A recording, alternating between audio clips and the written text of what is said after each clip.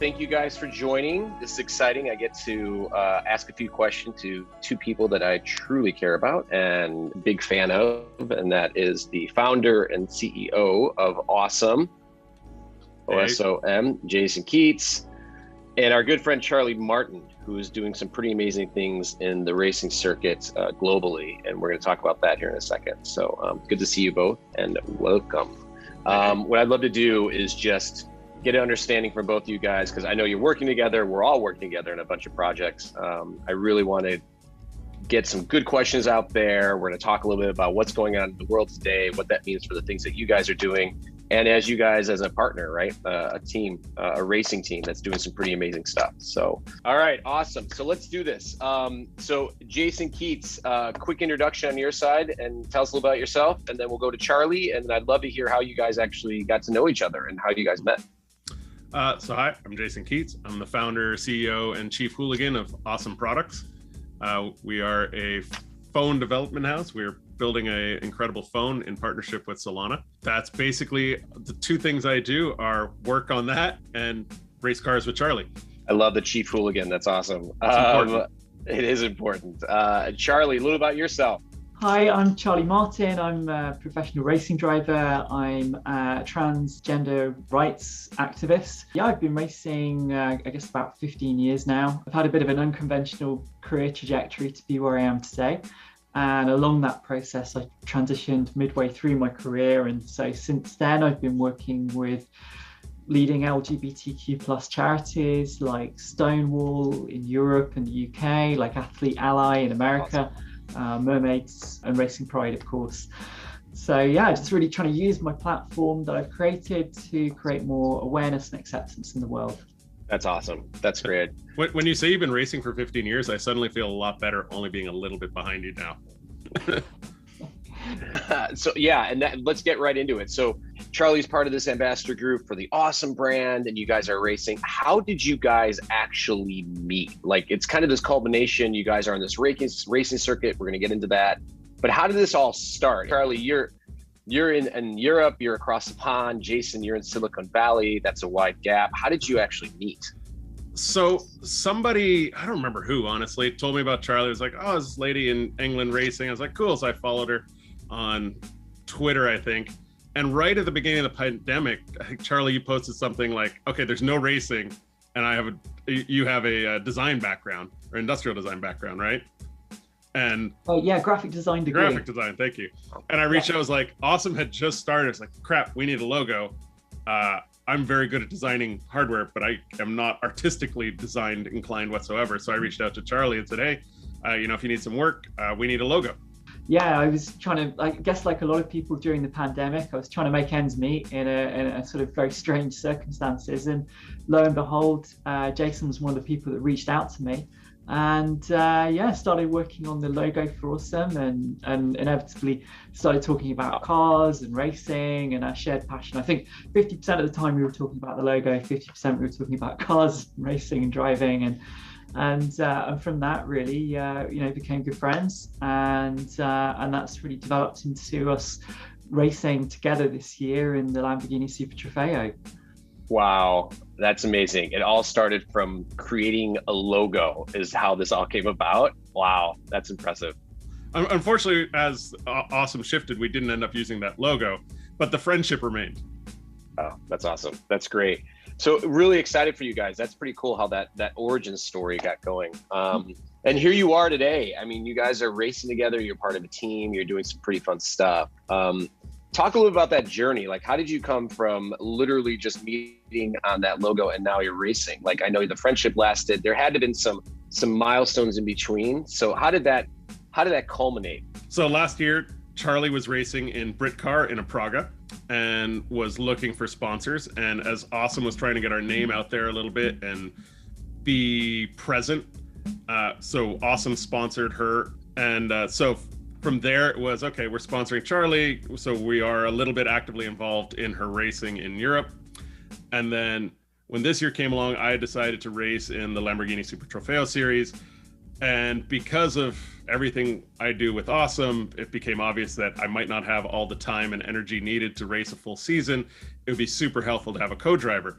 And in my mind, there was only one person I wanted to have with me, which was Charlie. And that was the same experience on your side, Charlie. It was really amazing to have the support from OSOM last year, and for sure we had a good year in BritCar. We had some great results. I think 5 podiums, finished 3rd in the championship within our class in the Praga overall. Yeah, following on from that, I've always wanted to race in America. It's certainly been on my bucket list of things. And so when Jason was saying, he was looking at racing in Super Trofeo, having raced a variety of different cars within endurance as well as a few other categories, the idea of racing together and helping Jason as well with my experience, helping us develop as a driver pairing. It was just an amazing opportunity, really. And we've got off to a good start, I think, as well this season. It's been phenomenal. We've learned a lot about pit stops in the last week. That's awesome. Yeah. And the two of you have come together, like the common bond was this passion for racing and things of that. So let me start with Charlie. Charlie, when did that passion take over for you? I mean, there's a lot, you've done so much, and we're going to get into that in a second, but when did you knew you wanted to be this race car driver, right? This global racer. When did that happen? Yeah, I mean, I started life wanting to be a fighter pilot, even from a very, very young age. Top Gun was my favorite film, and I was obsessed with the idea of flying fighter planes. I gave up on that dream some way after, accepting that I'm really not very competent when it comes to maths and physics, and you need good grades to progress in that career. So I got into racing through one of my friends' dads at school when I was maybe 10, 11 years old.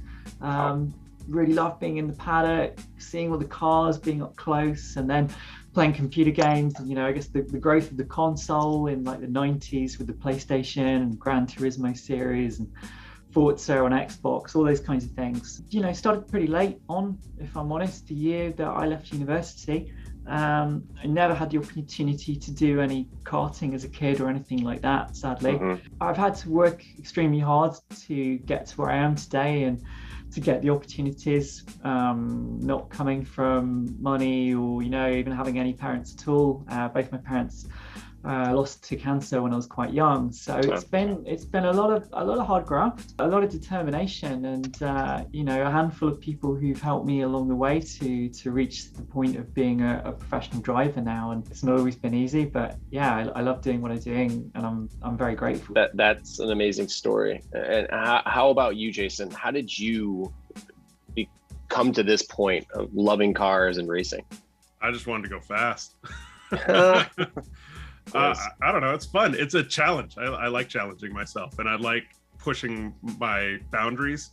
And over the years, it's become it's kind of ironic. It's become the place where I find I'm most relaxed, because if I'm working incredibly hard all the time. Yeah. It's just nonstop. And as you know, even when you're in your downtime, you're still thinking about work. The only time where I am not thinking about work is when I'm thinking about the next corner. And so I find when I get out of the car, especially after a great stint, it's incredibly cathartic. You get out of the car and just feel like $1,000,000, despite the fact that you might also be 1,000,000 degrees and dripping with sweat as we were last weekend.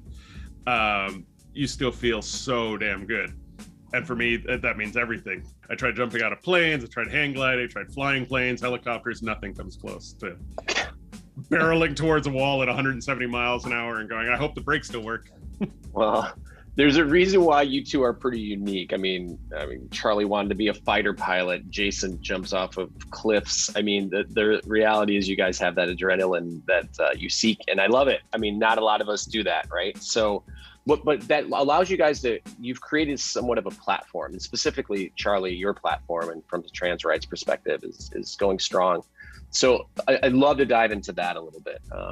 And let me start with Charlie. For those that are unfamiliar, how far, and more because this is the end of Pride Month, and I'd love to go on to this topic a little bit, how far have we come, and how far do we have to go when it comes for this fight for trans rights? Because you're doing something pretty unique, right?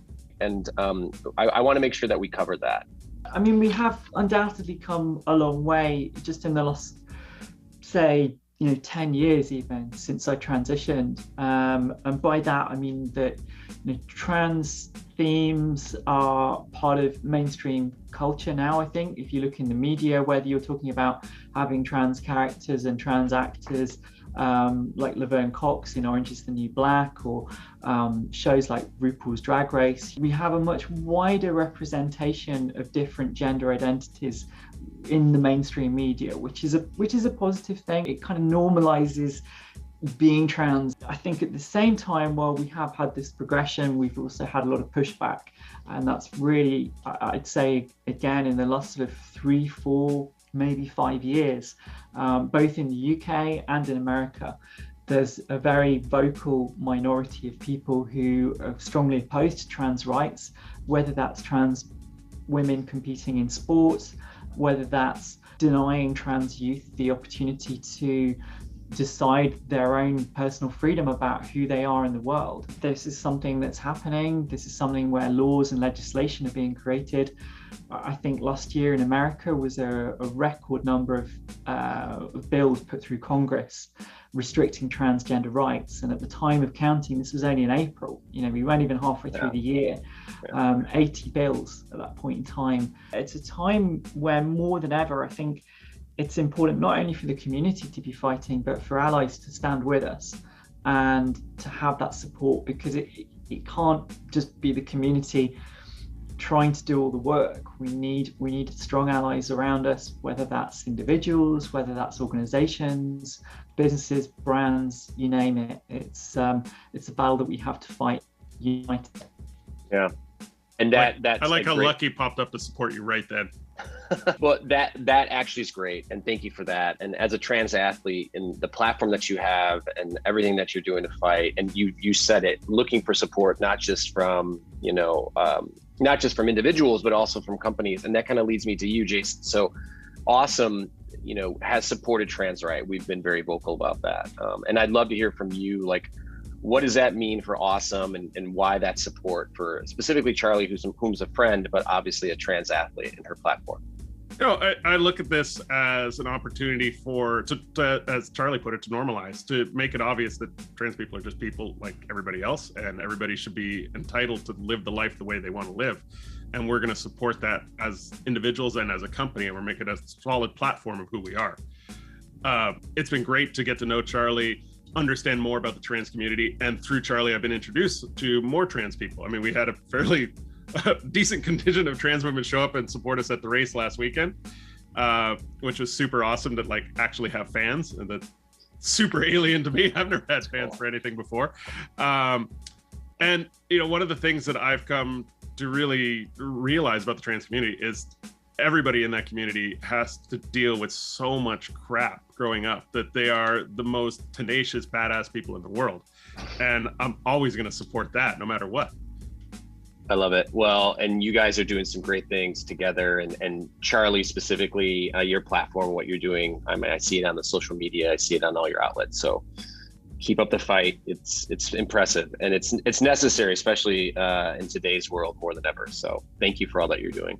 Yeah, and thank you, and, for the support as well. You're in an exciting point in terms of you're at the birth of a company when you have an opportunity to define so many elements of who you are as an organization and what you care about, and to support people not only within your own organization but beyond that. And it's really amazing to see it happening in a very authentic and organic way. Agreed. Yeah, agreed. We're covering a lot. There's friendship, there's trans right platforms, there's racing.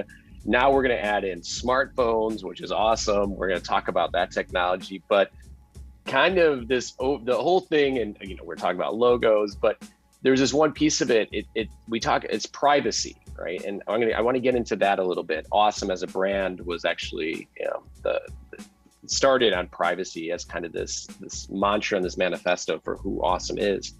But that's kind of like an underlying connection between you guys and everything that's going on. So let me start with you, Jason, on this one. Yeah. Talk a little about what does that mean to you? So in this context, privacy really means the right of the individual to choose what they share and what they don't share, which was actually one of the big reasons I asked Charlie to be a brand ambassador early on, was because she is very public about who she is. there's also the part that everybody has stuff that they just want to keep private and guarantee that it stays private. And that remains super critical to OSOM's future, is all about choice. I mean, we're going to hear that time and time again, both in OSOM's marketing materials and what we do, but you also hear it in the trans community and all sorts of communities right now that are under fire in this country. And again, all we want to do as a company is ensure the individual right to privacy and to choose exactly what they're keeping private. Again, all about choice. And what about you, Charlie? Like, what does privacy mean for you as a driver and as an individual, especially with everything you have going on your platform? Yeah, I mean, privacy is a very important part of my working life, I'd say. It's a funny one when I guess you've built a platform of a certain size, like I've got over I think nearly 60,000 followers across multiple platforms now, and it means that, on the one hand, people might look at what you do and see that you share so much of your life and from stories on Instagram and so on and so on, and think that, everything's up for grabs. You don't really have any anything that's hidden. But the reality, of course, is that a lot of these things are there is a process involved where inevitably there are things that I don't want to share and that I do want to keep private. Of course, yeah. All kinds of aspects of my life, and there is a decision-making process that goes on there. One issue that I've had, stalking, people getting your details, people looking you up, trying to find your address. This is something that I've had issues with in the past, to such an extent that I've had to go to the police about a few times. It's a really scary situation to have to deal with. For me, online privacy is a really, really critical thing, and especially as we get into points in time now where data and how our data is used and processed and taken, it's never been more important than it is at this moment, I think. Agreed. Right. That's the manifesto and the ethos of what OSOM was and how OSOM started. So then let me kind of put that into the racing, and I'll ask you both this question. Let me bring that back. Like, how does privacy, that's kind of the denominator here for everything for you guys, how does that play into the world of racing specifically? That part of my life is public. It's very public that the races are televised. We get named. Everything's out there. But I don't talk about my personal life outside of that. I don't talk about my private life, and I choose to keep that private. It's just how I prefer to live my life. And that's my line. That's where I draw my line as to what is public and what is not. When you look at, motorsport, for example, as an industry, like in any sport, but especially in a sport where technology plays a massive role in terms of finding competitive edges, finding opportunities to improve on your competition, especially again, a sport where incremental gains are a fundamental part of, when you're competing at a very high level, those small gains will add up for any team, for any manufacturer, anyone developing and running a car, and especially where we are in a single make series where everyone has an identical car and everyone's looking for tiny little gains and advantages. Inevitably, there's a huge amount of data and telemetry that's captured throughout a race weekend, how that's used, how that's processed, keeping that private, whether you're talking about where Jason and I are racing in Super Trofeo, whether you talk about, Formula One or any level in professional motorsport, keeping that data private is absolutely critical. Yeah, absolutely. Jim Glickenhaus talks about it a lot, especially at Le Mans, where it's a 24-hour race and there's so much data collected and used and so many teams pushing for that edge on such a big track that it actually is a privacy, keeping the data that they're collecting private is actually super important for them. It's a little thing like changing a strategy. If you make a strategy call mid-race, someone knows that you're going to do that. It's like a 24-hour race. It's like a game of chess, basically. And so these things can, win or lose you a race. No, that's a good way to look at it, and that's a good point that you brought up, Jason, on that piece too. So I appreciate that. That kind of brings it all together, right? So, and a lot of the people who are probably watching this, who will be watching this, there's so much that goes into racing. I mean, you guys are athletes, you guys have done all the training, but there's a lot more that goes into it than just the athletic aspect of it. It's your team, it's the car, it's how do you get that edge? So that's important. So let's get into the recent news. So let's get into the fun stuff. You guys have done a couple of races together. For the average person viewer, we call them Lambos. You guys are in some fun circuits here. Let's do this. Let me start with you, Jason. So we've mentioned already, but there's some stuff that's happened recently from some of your races. There's one you actually just did recently in June 23rd in New York. And there's been some fun stuff going on with the company. Yeah, last week was a bit of an interesting week. So last Thursday, the 23rd, OSOM and Solana officially announced our partnership. OSOM has decided to have Solana as our exclusive channel partner effectively on the phone that we are building. It has been named the Solana Saga. It is a flagship Android phone, first and foremost, with enhanced privacy features built by OSOM. But in addition to that, Solana has also brought in a lot of crypto features to empower users. Again, it's all about choice, and privacy is to, we say in the industry, or in the crypto industry, it's about self-custody. It's about controlling your wallet and controlling your money, and effectively being your own bank is how I think about it. And so we really see that as empowering users to a greater extent. So last Thursday, we officially announced this. We kicked off pre-sales. Anatoly Yakovenko was up on stage talking about it, showing off the very first EVT3 phones that we had. We literally air freighted them from Hong Kong the night before. They arrived that morning. Our software team got immediately to work at, I think, 9:45 when the courier dropped it to the hotel. And at 1 o'clock, Toly was on stage showing off the phone, and it was working. And frankly, after being in this industry for the last 20 years, still amazed that we pulled everything off, because when they told us the date of the event, we said, there is about a 1% chance we get a phone there to you, because everything has to be right. I mean, every single thing has to line up, and any one thing will break that within the supply chain, within the courier network, within shipping, anything go wrong, and yet we still pulled it off, and that was amazing. And a lot of people asked why I wasn't there. It's because that same day was testing day at Watkins Glen for the race the following 2 days. And I made the decision that I trusted my team. I trusted Anatoly to launch the device. What I didn't trust was my ability to drive the track safely without that testing. So I made the choice to go to the track, and was out testing with Charlie while the event was going on. And it was an incredible, incredible day. I certainly feel like it was the best race I've ever had in my life. So it was a pretty ridiculous 3-day period between announcing a partnership, starting pre-orders of a phone, and then racing full tilt at Watkins Glen in a Lamborghini Super Trofeo Evo 2. Was a hell of a weekend, and it was topped off for me personally by finishing in first place in our class in the first race. Unfortunately, a penalty knocked us back after the fact into second by literally a tenth of a second. It was a 1 second penalty, and I across the line 0.9 seconds ahead of our second place car. So they effectively got the win by a tenth of a second. A little bit of a kick in the teeth, but at the same time, I knew I drove the best I've ever driven in my life. And then the next day, I had an incredible drive. It was such an emotional high to do this, that we've already discussed. Unfortunately, Charlie also got a penalty, and because that's become her modus operandi, loves driving behind the safety car. Was unfortunately, we had some bad luck with somebody else behind the safety car, and there's no passing under the safety car.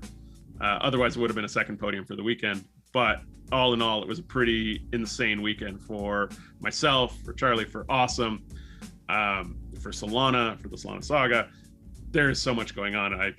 It's easy to get sidetracked on any one of those items. I don't know how you two do it. That's a lot just for one weekend, or week, I should say. That's kind of crazy. So let me pull it back there, Jason. Let me go back to the saga, the Solana Saga, and that smartphone. So Solana, a blockchain crypto company that you guys are partnering with. We mentioned the OV1, right, about a year ago, and that was going to be OSOM's branded smartphone that you're going to put out there. What are you telling people who were excited for the OV1? Like, what are you necessarily giving them? Realistically, they should still be very excited about it. They're still getting that device. It's just got a different name on it. And a big reason for that is all about community. And it's interesting to say that now, because we've been talking about the trans community, now we're talking about the crypto community, but all this stuff is about community and people.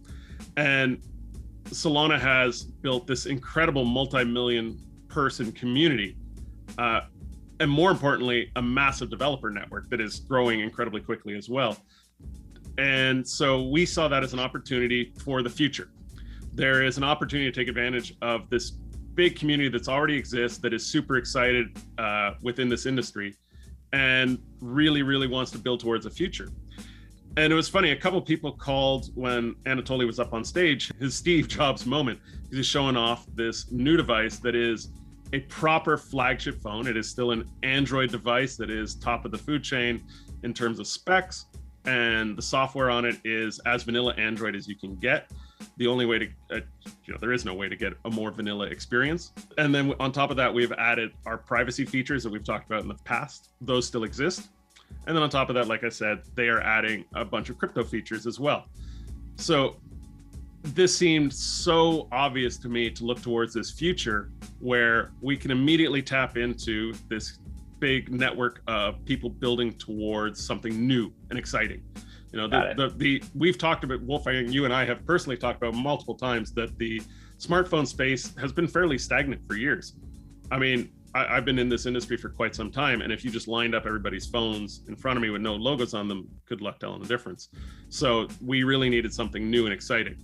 And it can't just be we're making something pretty on the back. We need to really, really differentiate in a way that changes the user experience. Agreed.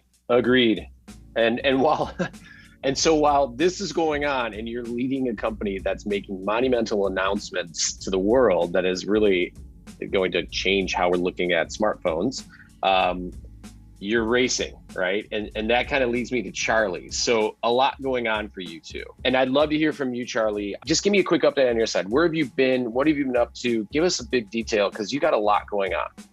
Absolutely. For me, racing in America this year, it's a big opportunity and it comes with a lot of travel. We have a really good testing package involved with this whole season. So every track I'm racing on this year is a new track for me. I've been doing a lot of work on my simulator at home. First race, Laguna Seca in California, followed by NOLA down in New Orleans. NOLA was something else for me because the heat and humidity that we experienced at that track is like nothing I've known. I've raced in hot conditions in Europe, but the humidity, 90% humidity, as Jason was saying earlier, you get out of the car and you just lose so much fluid. Fire retardant underwear, and then your race suit, a balaclava, helmet, gloves, boots, the lot. Your heart rate's probably up at 160, 170 beats per minute. And then you're in the car and it's a pretty intense experience. For those who are watching and don't know, the cars do not have air conditioning, and we have a little window about that big, and that's the air we get inside the car. Yeah, and a drink system, which is, we're not replacing huge amounts of fluid. It's more just something to, to keep your mouth from just feeling as dry as a desert, basically, which is something that tends to happen. I think our pace, our performance, everything we've shown so far is fantastic. Jason's first season racing, he's doing so well. He's like improving every time he goes out in the car. Pace is getting quicker and quicker, and it's fantastic to share that experience together and to be racing on some of the most iconic circuits in American motorsport, really. That kind of goes into my next question for Charlie then. So Charlie, what's it like racing? You talk about you wanted to race here and do America racing versus Europe, and you're doing that now. What are the biggest differences you see between the two? There's little things like in terms of the organization, the way things are run. I guess coming as an English person to America, you typically think of America as being quite exciting. Things are done on a much more grander, bigger stage. Yeah, exactly. I mean, we turn up at Laguna Seca and there's like helicopters flying around the track following us. I've never driven in a race where we've had a helicopter tracking the cars before. The size of some of the trucks in the paddocks, people with like American flags everywhere, stars and stripes. Having grown up, like anyone watching Hollywood movies and things like that, to be in America, there's like lots of little times when I'm like, in California and I think, oh wow, I feel like I'm on a movie set or something, because it's seeing scenes that have popped up in films from my childhood and stuff like that. So it's a really exciting feeling. And I suppose the weather as well is probably the most obvious thing, because in England and Europe, I mean, we race a lot in wet weather because that's just the nature of our weather and our climate over here. To date, I think we have had a wet race, but generally, it's pretty hot in America pretty much all the time that I'm there right now. So adapting to the climate is an issue. Fortunately, the food is very good as well. I can say at Lamborghini Hospitality. So that's there you go. And the gelato bar is quite nice. It They have a is. gelato bar? Yeah, Jesus, you guys better invite me. I'm gonna head out that one. it's pretty silly. Let me ask Charlie a question that to segue. It is so what's next for racing? What's the game plan? What's the goal?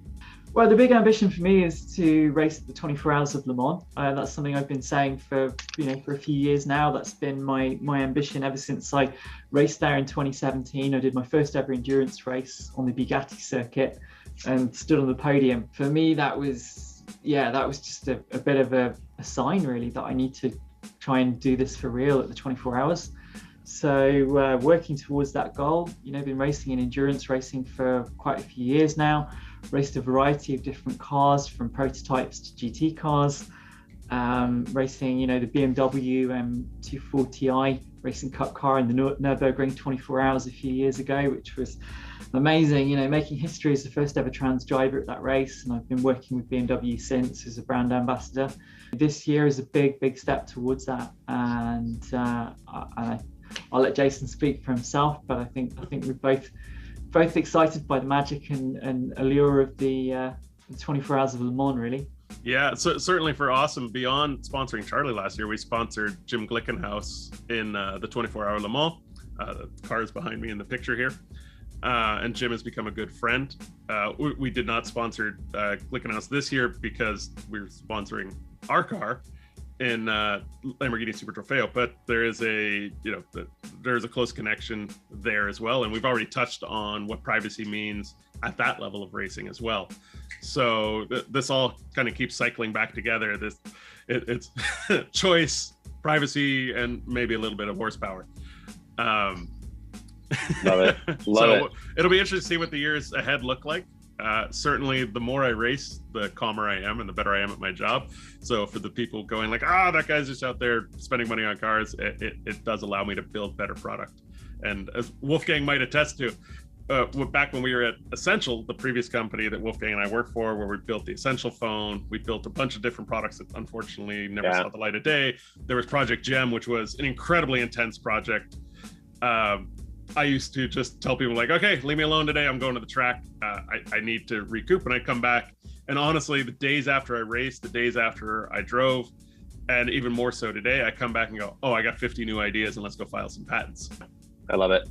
No, I think that's what I get out of just having this conversation with you too. I mean, the reality is racing is a part of your life, but it really streamlines you and sets you up for the other parts of your life, which is running a successful company, Jason Keats, putting together just an amazing campaign for trans rights globally and being a leader in that regard for Charlie and Ambassador. I think it's huge. So congratulations to you both. So and I heard that the goal is Le Mans, being up on a podium someday for the two of you, but let's scale it back to the next 12 months. What is the next 12 months like? Are there more races coming up in the circuits here in the Americas? What are you guys doing? So Charlie, what does the next 12 months look like for you? So yeah, for sure, we've still got three rounds left in the championship. So we're running right up to November, where we come together for the world final in Portimao.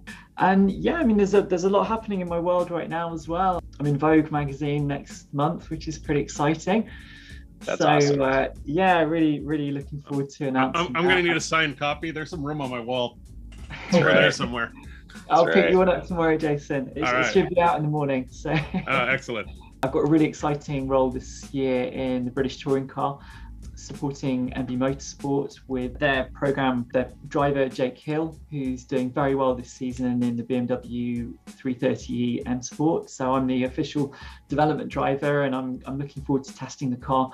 It's been difficult trying to fit things together in some respects because of all the travel and everything that's going on, but I'm going to be testing the car at some point on a circuit and continuing the work that I'm doing with them. I'm just trying to think, hopefully making it to New York as well for the Formula E E-Prix. Wow. So when is that? It's actually it's between testing. So if you're interested in coming, I could try and get you a ticket as well. Oh yeah. Yeah, we'll chat later about what days it is. I think for both of us, August is a bit insane. Luckily the season has been race, a couple weeks later testing, a couple weeks later next race.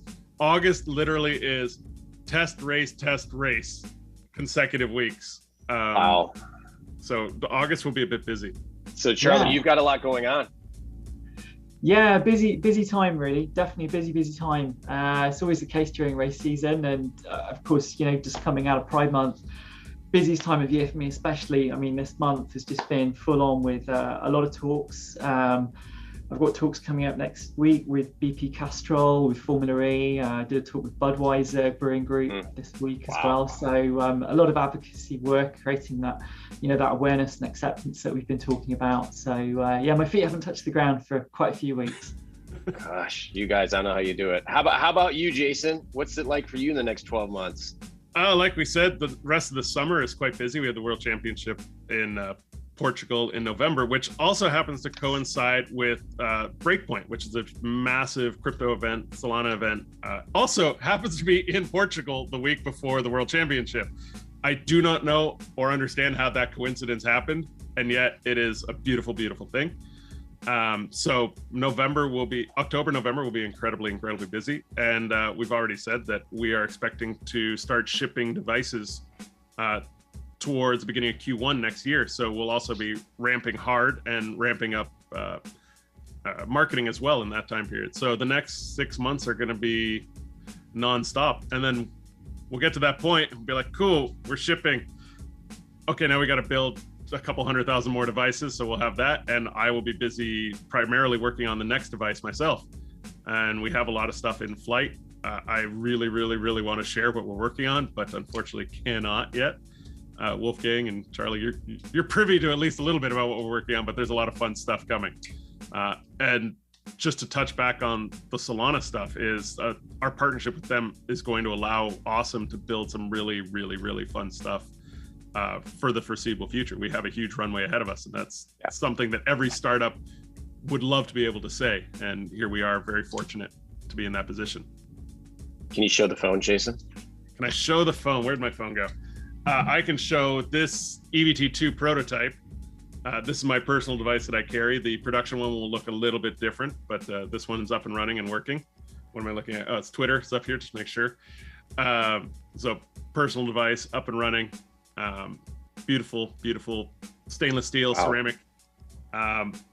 The production device looks a little bit different. It's available for pre-order right now on solanamobile.com. Or you can find out more information about OSOM and get redirected there through osomprivacy.com. Wow, that's a lot. You guys, we're talking about smartphones, pre-orders, trans rights, racing, crypto. We covered a lot.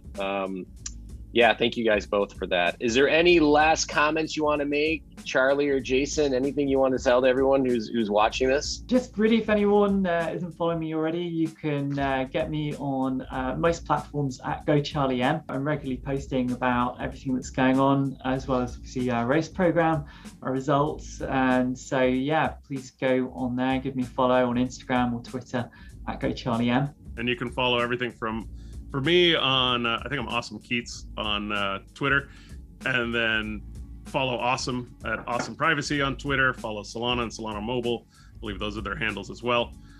And look forward to the future. There is some awesome stuff coming, both professionally and personally on the racetrack.